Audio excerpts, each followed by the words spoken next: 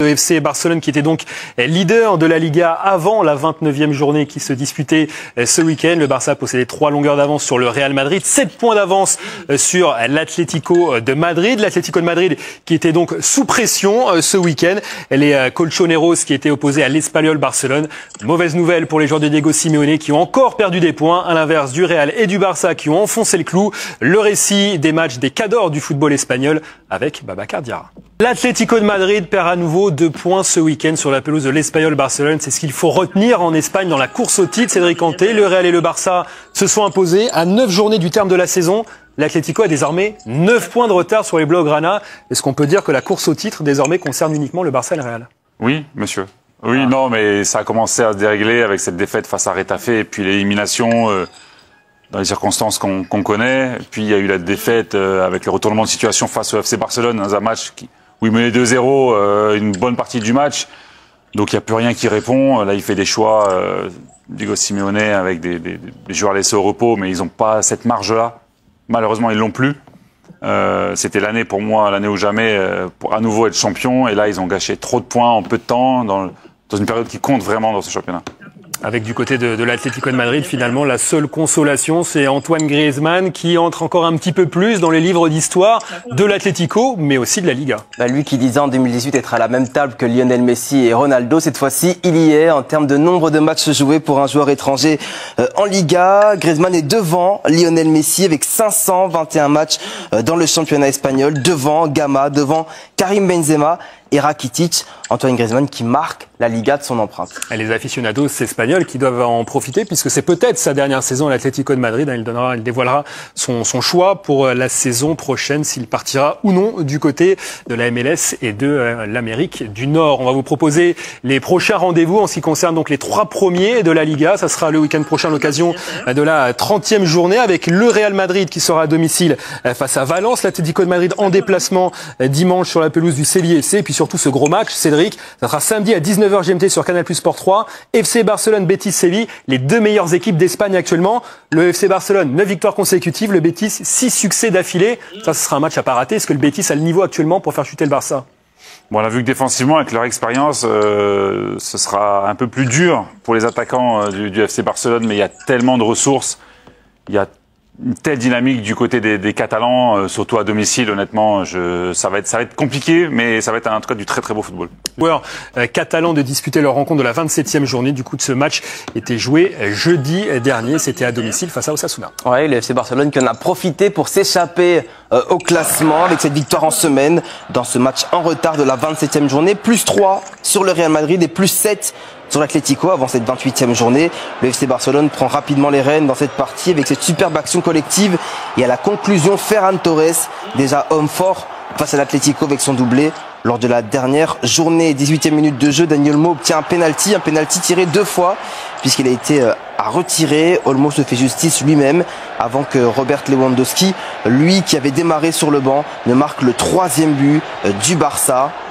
Le Polonais fait 3-0, victoire nette et sans bavure pour le Barça qui frappe un gros coup dans cette Liga avec 3 points d'avance sur le Real avant cette journée.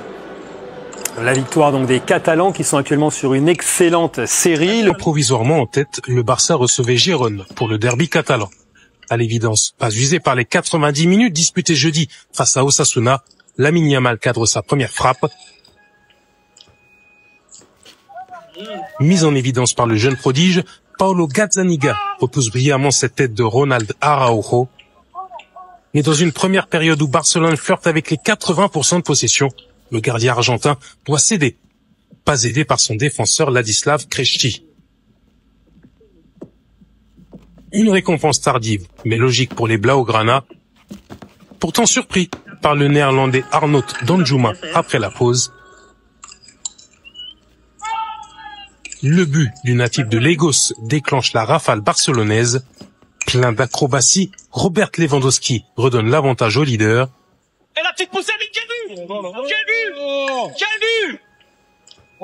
C'est Lewandowski dans une position complètement lunaire! Avant de reprendre ses 2 buts d'avance sur Kylian Mbappé au classement des buteurs, où le Polonais pointe à 25 unités. Ferran Torres alourdit la sentence pour Gérone.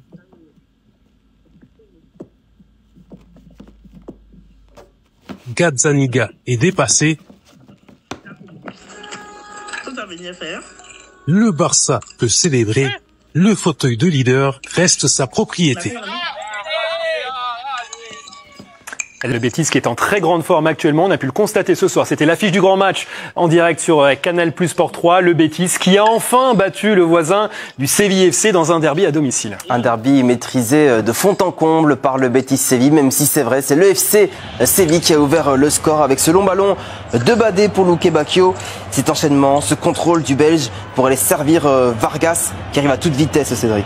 Oui, là, il n'y a pas cette agressivité notamment de Marc Bartra qui permet au Belge de se retourner avec son pied gauche. Il met un petit ballon pour Vargas qui finit de près. Le Betis qui ne panique pas et qui continue de contrôler cette partie avec ce bel appel en profondeur de Sabali. Et puis ce centre majestueux, deuxième poteau pour Cardozo. Ouais, beaucoup de coordination, beaucoup de qualité technique. Sabali qui fait l'appel, on attendait une passe pour Anthony, finalement c'est Cardozo qui finit. Et puis on retrouve Isco avec cette passe magique, on retrouve un peu le Isco de l'époque du Real sur ce ballon pour Cucho, pour le but de la victoire, pour le Betis. Oui, c'était une période où ils étaient vraiment bien, juste avant la mi-temps, pour plier ce match. Isco, le maître à jouer, même s'il est sorti très tôt de cette partie, ça reste un des meilleurs joueurs de ce championnat. On va écouter deux acteurs de ce match au micro de Lilian Gatoun, le Sénégalais Youssouf Sabali, défenseur du Betis, et le défenseur français du Séville FC, Loïc Badé. Content de notre match. En ce moment, on est sur une bonne lancée, on est sur 6 victoires consécutives.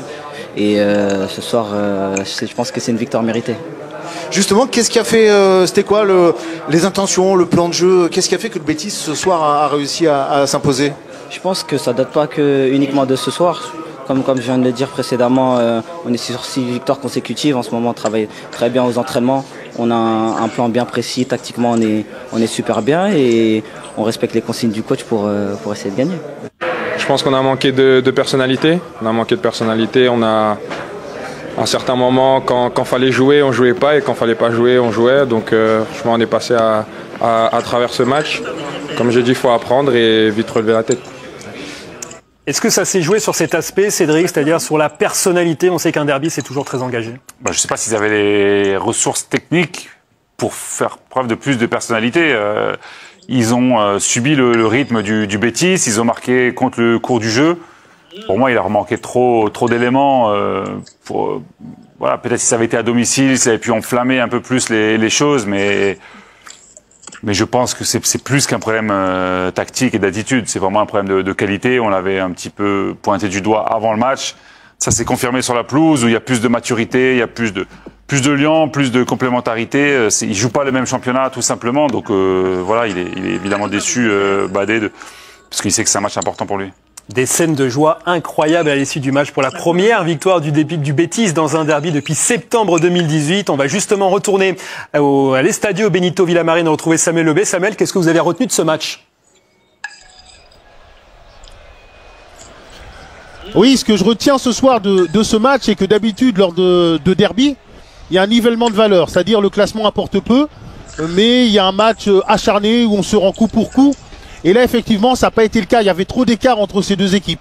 On a une équipe du Betis qui est en course pour jouer la prochaine Ligue des Champions, qui est bien placée dans son championnat, qui peut aussi faire une grosse performance en Ligue Europa Conférence et qui a un jeu collectif de très très grande qualité et qui a surpassé cette équipe, malheureusement, du FC Séville, qui n'est plus le FC Séville qu'on a connu il y a quelques années, on va dire, qui était capable de jouer la Ligue des Champions, qui était capable de jouer le haut tableau de cette Liga.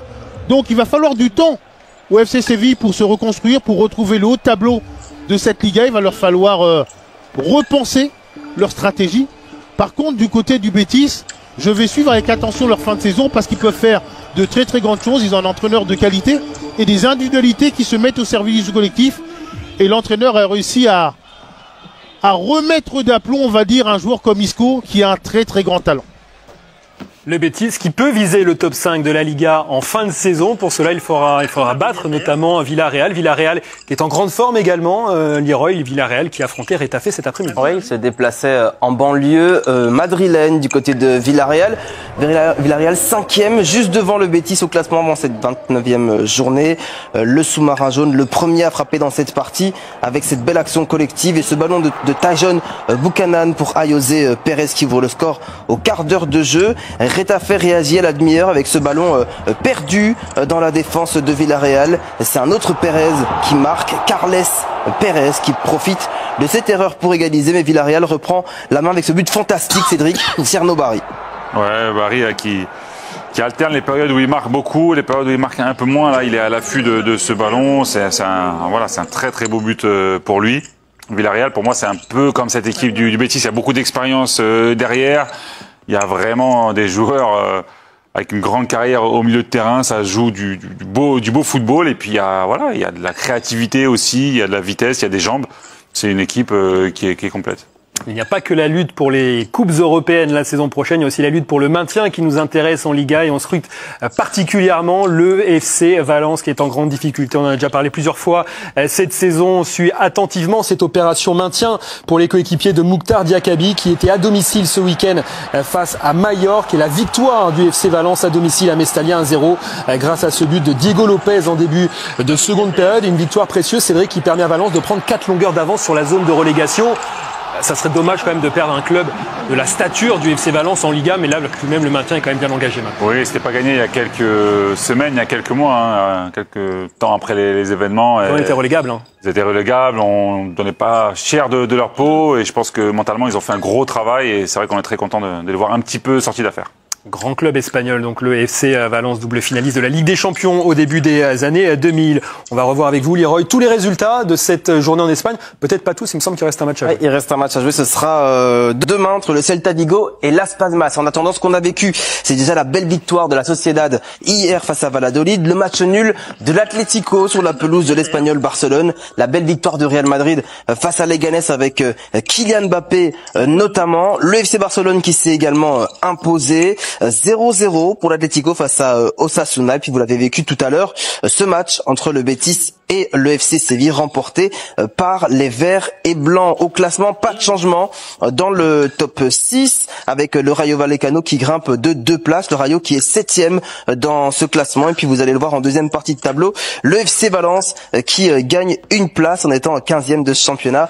Le classement qui est pas tout à fait à jour. Mais Valence qui est 15e et désormais avec un petit peu d'avance, une belle respiration de 4 points sur Leganés. Le FC Barcelone a remporté le derby de la Gironde. Franchement, 4-1, grosse victoire encore du FC Barcelone, un coup franc de Lamine Yamal, bien qu'il a été dévié, ça reste quand même le coup franc de Lamine Yamal. Il faut dire que ce FC Barcelone, on le dit souvent, je le dis souvent aussi dans mes vidéos, est complètement transfiguré. Franchement, chapeau au travail de Hansi Flick. Lewandowski qui a signé un doublé est très bien parti pour chercher le titre de Pichichi. C'est vrai qu'en face de lui, il y a un certain Kylian Mbappé, qui a également beaucoup marqué. Je crois Lewandowski est déjà à 25 buts. Et ça va se disputer jusqu'au bout. Jusqu'au bout. En tout cas, à Barcelone, il y a de la matière sur tous les compartiments. Dans les ailes, au milieu de terrain, un peu partout. En attaque aussi, il y a du soutien. Dans tous les compartiments, Lewandowski a tout pour être le Pichichi. Il a tout pour être Pichichi.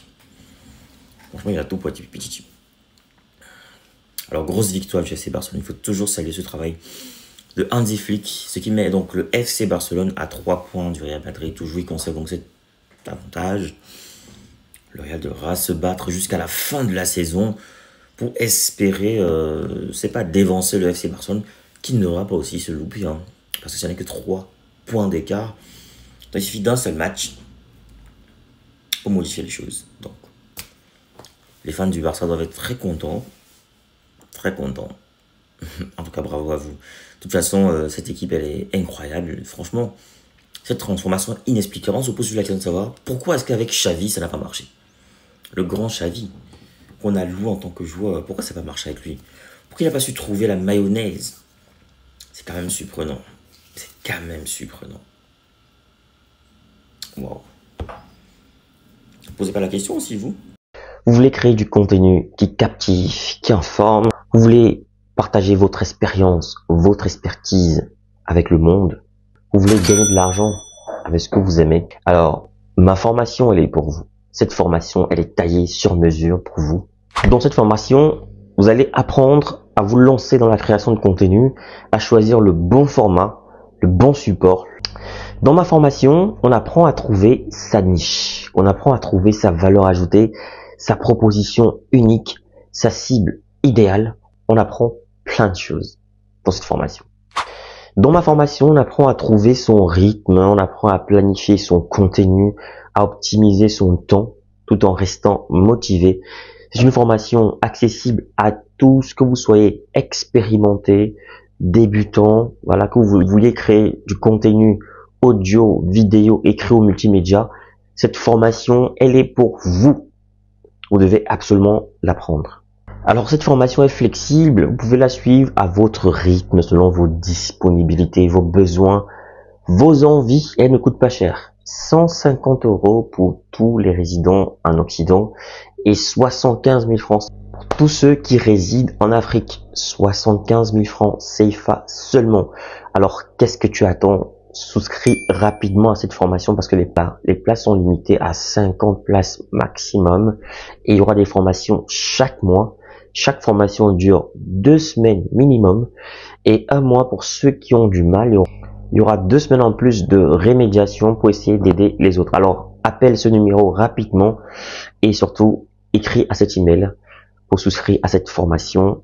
Voilà, le numéro, je rappelle, 0467 81 59 18, précédé du plus 32. Donc, je reprends, plus 32 0467 ou alors plus 32 467 81 59 18, disponible bien sûr par appel et sur WhatsApp ou alors écrivez-moi tout simplement par mail pour souscrire à votre formation. Donc je vous attends nombreux et les places sont très limitées. Donc à très bientôt.